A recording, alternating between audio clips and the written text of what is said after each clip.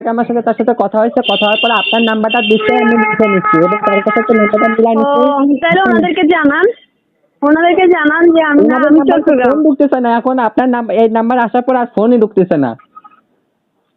কি বলে না, আমি ওই অফিসে একটু নেটের প্রবলেম, অফিস থেকে বেরোচ্ছে, এখন কল দিচ্ছে। আপনি কি জব করেন? হ্যাঁ আমি জব করি। আচার বানান নাকি আপনিও? হ্যাঁ আপনি কি না আচার না বানান? আমি আচার বানাই না, আমি আচার বানাই না ভাই। না আচার বানান আপনি নিজে, তো যদি পারেন আমাকে জন্য পাঠাই দিন কিছুটা।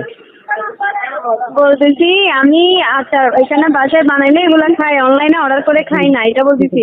আর রসুনের আচার সেটা তো একদম ভুল, এটা আমি খাই না। তো ওই এখন এই আচার গুলো আমি কি করবো ভাই, আমি তো মাইঙ্গাচি ভাই আটকে গেছি, আমার বিষয়টা তো আপনি বোঝেন। আপনার নাম্বার আসার পরে সেই নাম্বারে এখন ফোনে যাচ্ছে না।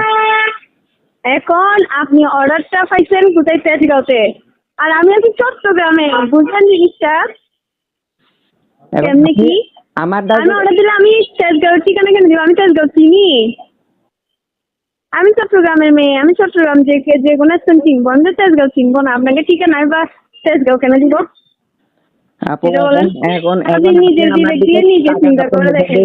আপনি যদি এই আচারটা যদি কেউ receive না ফাইজলামি করেন- করছে হয়তো, আপু শোনেন, কেউ ফাইজলামি করছে।